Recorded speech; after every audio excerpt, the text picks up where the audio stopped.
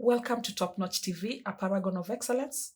With you today is Tr.Risper, a teacher from PCEA KIKUYU High School, a teacher of English and Literature, an examiner, as well as an author. I have the pleasure of having with me today teacher Emis Njabani, a teacher from Alliance Girls High School, an examiner, as well as an author. As we continue into the discussion of the Samaritan, today we're going to focus on style or stylistic devices. When I'm talking about stylistic devices, I'm talking about the way an author chooses to color his language in a way that makes it memorable and even more interesting. We are talking about the aesthetic value of language. And without further ado, I'll be inviting my colleague to discuss one among the styles. Welcome, Teacher Emis. Thank you, Tr.Risper. Hello, learners. Welcome to our session. I'm going to look at irony as our first stylistic device. And as you know, our learners, we have different kinds of irony. We have situational irony, where the opposite of what is expected happens. A situation happens where it's the opposite of what one had expected. We also have dramatic irony. Dramatic irony is whereby you as the reader know something that a character in the story does not know. So that's what we call dramatic irony. And for you to understand it better, it's very common in movies. For example, you're watching a movie, you find you know something that a character in that movie does not know. We also have verbal irony. Verbal irony is also what we say that it's closer or similar to sarcasm. It's whereby someone says orally, someone says the opposite of what they mean. We also have tragic irony. Tragic irony is very rare, but it's there, whereby in every story, we don't expect the main character to die.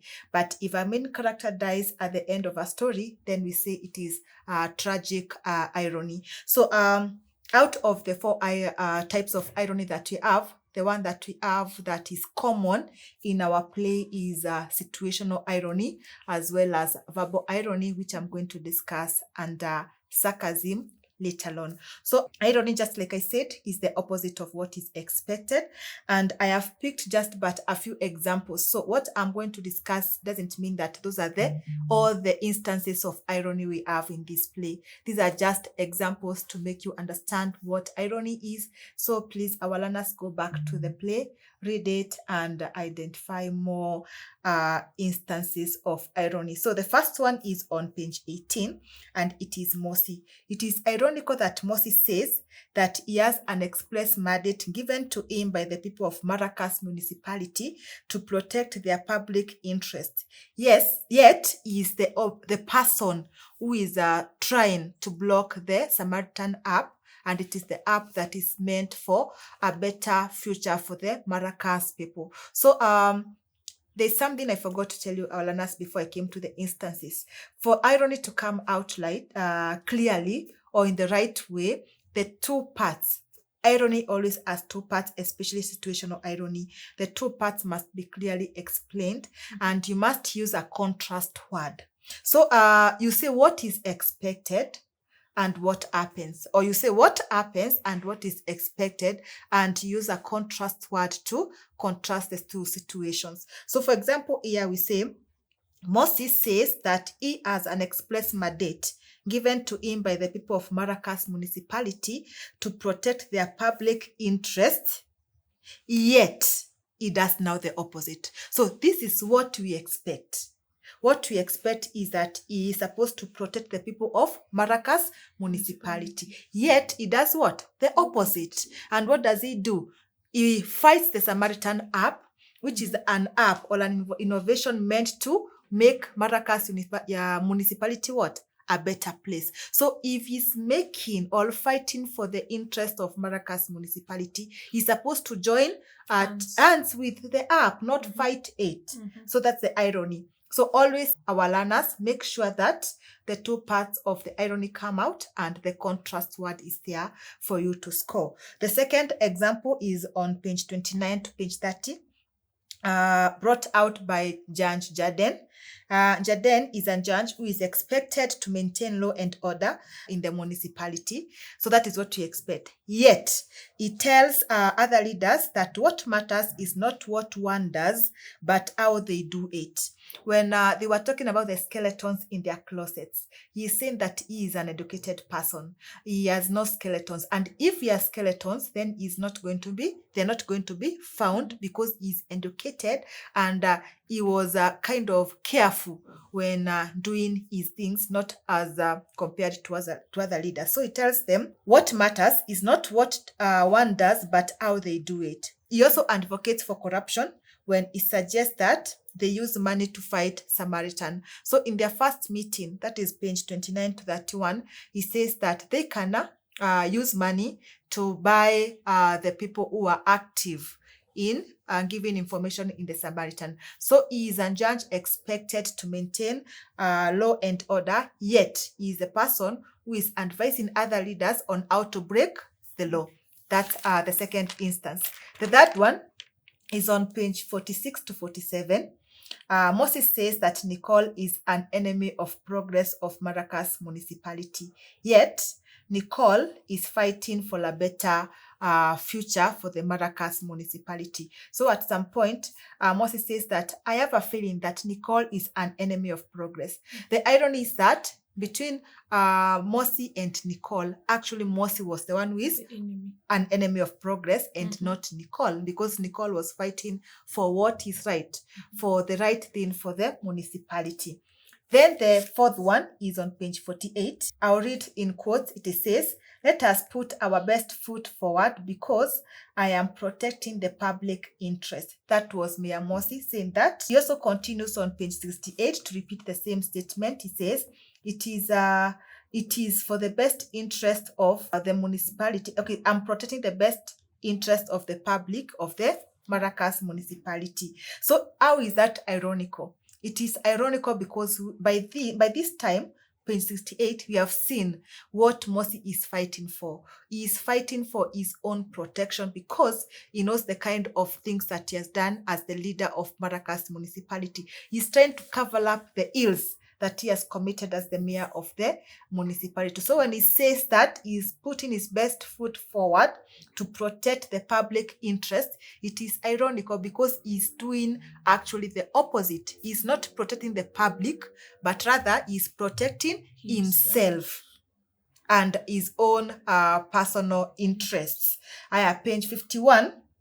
It is ironical that the leaders who are trusted by citizens to help them and act for their interests are the same people who neglect their needs for their selfish gains. So it's similar to the one that I've explained for Mosi, but it's not just Mosi. It's actually all the leaders of Maracas municipality. You name them, Mayor Mosi, Honorable Seymour, Mr. Avesta, Justice Jaden, all that. They were appointed to protect the interest of the public, to help the citizens of Maracas municipality. But the moment they got into that office, they forgot all what they were appointed to do or what they were elected to do. But instead, they are now focused on fighting the citizens and fighting for their own personal interests.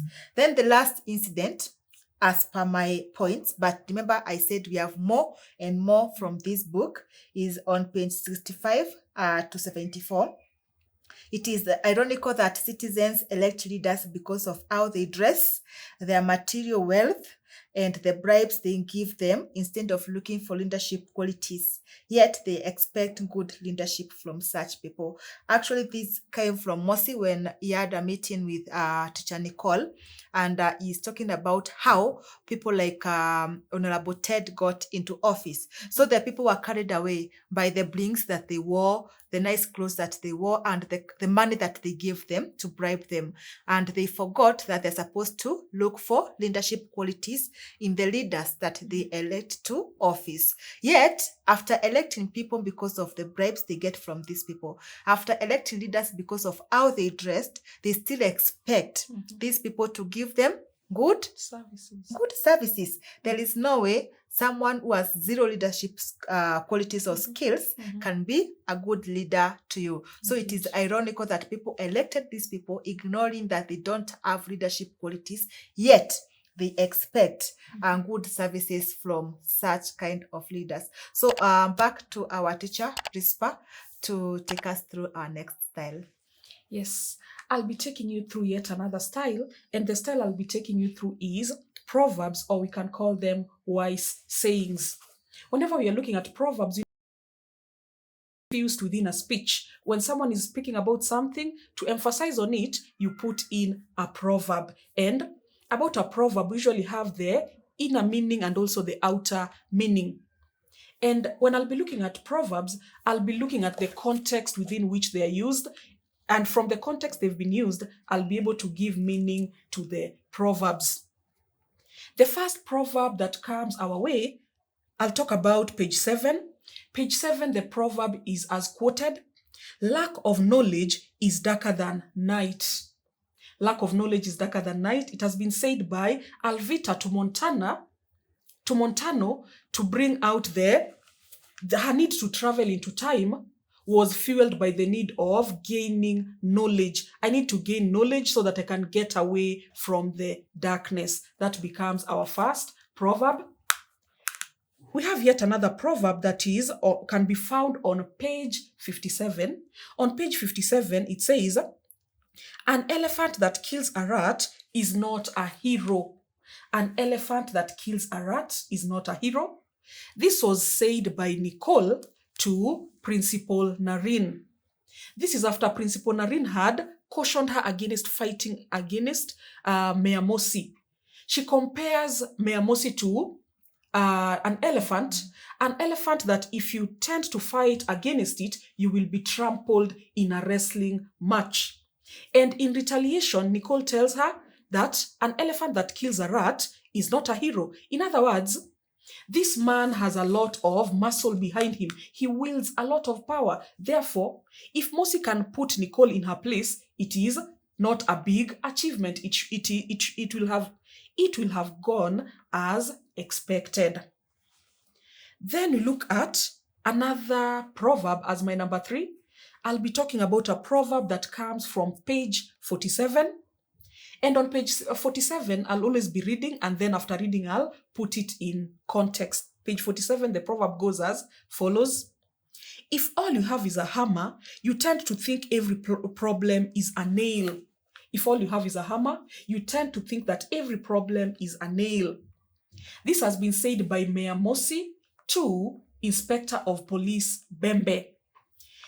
It was after Bembe had threatened to put Nicole in her place, and this proverb is usually used as a portrayal of familiarity of dealing with problems. Whenever a hammer encounters a nail, all it can do is hit the nail into position. Now, Inspector Bembe had threatened he will put Nicole in her place. But then, when Mayor Mosi tells him this, he's trying to caution him that not all problems are dealt with in the same way. There might be some variation in the way the problem has been presented. In other words, try other avenues of dealing with Nicole instead of brutality. You see the way the hammer hits the nail into position? He was talking about to deal with her in a brutal kind of manner. Taking me to yet another proverb, number 4. Number 4 proverb says, or before it says, it should be found on page 76. What will be, will be. This one is a translation from a proverb from Latin. What will be, and this has been said by someone by the name of Mr. Key. Mr. Key had been among the people that Ted had set out to influence so that they can vote, they can strengthen their vote of no confidence against Mayor Mosi. But this guy, the way he has been called Mr. Key, he has always been known as someone who sits on the fence. He can never make up his mind. Now when he's approached on which side he'll be voting for, he says, what will be, will be. In other words, you cannot fight against fate. If fate had it that Mayor Mosi will be ousted out of office, it will be like that. If fate had it that he will stay in office, it will be as so. This is someone who is not willing to commit himself. And then, similarly to that, taking me to my next proverb, still said by the same person, Mr. Key, he tells Ted that you don't cross the bridge until you get to it. On the same page, 76. Ted had already indicated that when he approached Mr. Key was not straight in his answers. He ended up replying using a lot of idioms, a lot of proverbs. In other words, he did not want to commit himself on whether he'll be voting for them. He says, we cannot cross that bridge until we get to it. In other words, we are not supposed to anticipate a problem before the problem presents itself. Taking me to yet another proverb. The proverbs are many. I'll only deal with about 10 examples. The rest of the examples, I'll ask the students to extract them from the text. Then another proverb should be found on page 101. On page 101, it says, when bad luck chooses you as a companion, even a ripe banana can knock off your teeth. And this has been said by Mayor Mosi to Inspector Bembe. After Inspector Bembe had outlined his predicaments here, he's having a series of problems. He had sent people to steal the generator. The people failed to steal the generator. After that, he is having problems with his superiors. Therefore, when bad luck chooses you as a companion, even a ripe banana can knock off your teeth. In other words, now that the problems are presenting themselves one after another, one will catch up with Inspector Bembe, as said by Mayor Mosi using a proverb. We go to yet another proverb that says, there is always a winner, even in a beauty contest of monkeys. This can be found on page 79. And the proverb comes out as something that carries some kind of contempt, a contemptuous kind of proverb. And it was said by someone by the name of Mr. Toch. Mr. Toch, when he was asked about the leadership quality of Ramdae and Mayor Mosi, who is better between the two? And according to him, none is better. One of them will win, but it does not mean that any of them is better. In other words, even the monkeys, as much as they do not have their physical attractiveness, but one of them will always emerge better than the other. And then from this, we are seeing that it brings out Mr. Toch's lack of confidence in the leadership qualities of both Mayor Mosi as well as Deputy Ramdae. We are moving on to yet another proverb. And the proverb will stand at number 8. My number 8 proverb will be coming from page 120. From page 120, we are being told, never hit a snake if you haven't seen its head. You don't hit a snake until the head of the snake presents itself. This has been said by Justice Jaden. And now it was during that meeting that they're discussing on how to deal with the Samaritan as well as Teacher Nicole. But now he's cautioning them to proceed with caution. They've not yet known the depth of the problem until it fully presents itself. They might go over there and they might manage to compromise Nicole or not. Therefore, they should not deal with the problem until they have seen the full extent of the problem. That was it about my 8th proverb, taking me to the number 9 proverb to be found on page 122. Page 122, the proverb I've paraphrased from exactly the words of the book. It is a familiar proverb that says, those who live in glass houses should not throw stones. And this one is said by Simon towards Judge Jaden. Judge Jaden has been acting towards them like he is all self-righteous, like he does not have any skeletons in his closet. But then they're telling him, the way we know you, you are as corrupt as we are. And before you can now pronounce judgments against us, portraying us in the negative, be careful about throwing stones, yet you also live in a glass house. As you're throwing the stones, they might just land on your very same house. Finally, on another example of proverbs or wise sayings, we are going to the last one that I'll be reading from page 130. And on page 130, The proverb goes as follows: the bamboo that bends is stronger than the oak that resists. This one has been said by Principal Narine, and it has been said to Nicole. The implication or the significance of a proverb, we tend to explain the meaning of it in the context it is being used. And the bamboo that bends is stronger than the oak that resists. She's trying to tell Nicole, what word would I use? To comply. The word is to comply. She's trying to tell Nicole, just comply and do as the mayor and his people wish. After all, they are strong and they can cause a lot of damage to you.